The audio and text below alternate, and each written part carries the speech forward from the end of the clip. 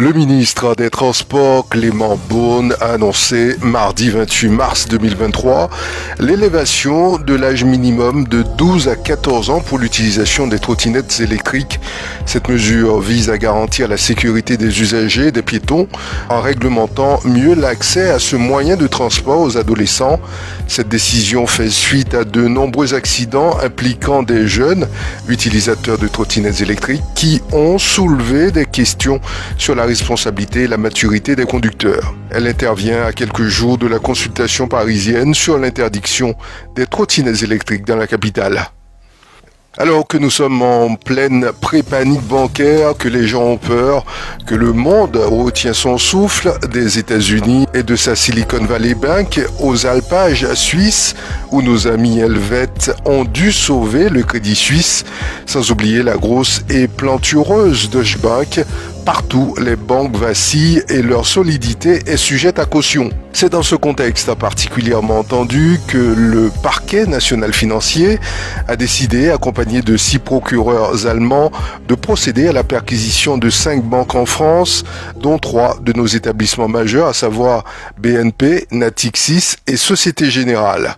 Il s'agit, selon le parquet national financier, d'une vaste enquête impliquant d'autres pays en Europe et portant sur des faits de fraude fiscale relative aux dividendes. Face au Sénat, Gérald Darmanin a ouvert la voie à un renforcement des forces dans le cadre de la prochaine loi de programmation militaire. Cette annonce fait suite à l'actualité dense liée à l'orpaillage de ces derniers jours en Guyane. Ce renforcement des moyens doit entrer dans le cadre de la prochaine loi de programmation militaire.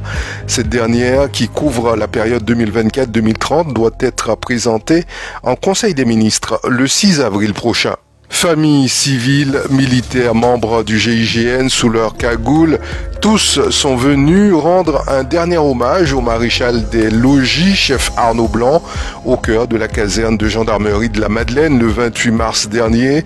Ce dernier a été tué à Dorlin, à Maripasoula, le 25 mars, lors d'une opération de lutte contre l'orpaillage clandestin, avant le départ de sa dépouille pour un hommage national ce 31 mars à Versailles. Un terrible accident s'est produit hier matin vers 8h30 dans l'enceinte du centre spatial guyanais. Un camion avec à son bord 4 sapeurs-pompiers de Paris était dépêché en urgence sur le pas de tir de Soyouz. Après une nuit de pluie diluvienne, la chaussée étant glissante, le camion citerne a fait une sortie de route. Le bilan est lourd. L'un des pompiers transportés en hélicoptère au centre hospitalier de Kourou ne survivra pas à ses blessures. Les 3 autres militaires sont blessés, mais leur pronostic vital n'est plus engagé. Le pompier décédé avait une femme et 3 enfants. Comme tous les sapeurs-pompiers de Paris, il était aussi volontaire au centre de secours de Kourou. À peine sortie d'une grève et d'un conflit social, la ville de Cayenne doit faire face à une nouvelle polémique. Le directeur des ressources humaines de la municipalité est accusé d'avoir fourni de faux documents pour être recruté. Aujourd'hui, une question se pose: comment un tel profil condamné dans le passé arrive-t-il à passer à travers les mailles du filet? C'est à cette question qu'ont répondu Maître Jérôme Gay, l'avocat de la mairie de Cayenne, et Christian Faubert, premier adjoint à la mairie, ce 29 mars en conférence de presse. Les dossiers traités par M. Dorant dans le cadre de travail sont actuellement étudiés. Lors de ce qui devait être la dernière réunion du COPIL ce mercredi soir, la décision a été prise à la toute fin de la journée du report du congrès des élus, prévu initialement le 15 avril. Près de la fin de ce long travail démarré en 2017 pour certains, en 1997 pour d'autres ou en 1958 pour d'autres encore, les composantes du comité de pilotage pour l'évolution statutaire ont décidé de se donner plus de temps afin notamment d'inclure à leurs travaux les composantes amérindiennes et Bushinengue. Le projet du Larivot verra-t-il le jour, lancé en octobre 2020 par la préfecture locale pour améliorer l'approvisionnement fragile en électricité de la Guyane? Ce serpent de mer s'enlise depuis. Le permis de construire de cette grande centrale en bord de mer avait été annulé en juillet par le tribunal administratif de Guyane au motif d'un risque d'inondation, pour l'installation et d'une atteinte à une zone classée espace remarquable du littoral.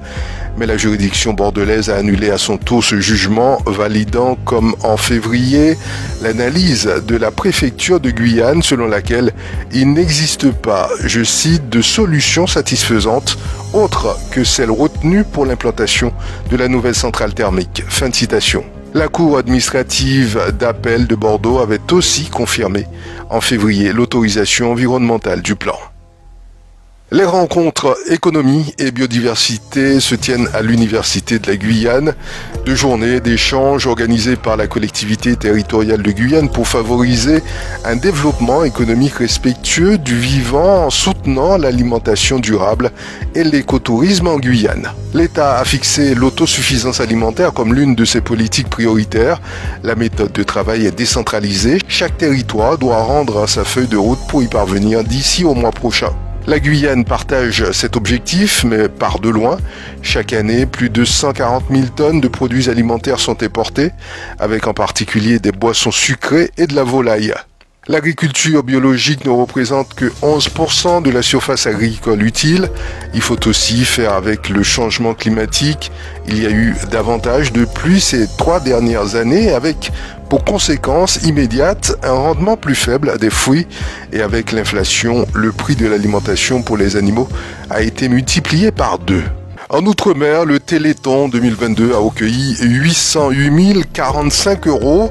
Les 2 et 3 décembre dernier, des millions de Français n'ont rien lâché pour faire du Téléthon 2022 un véritable succès.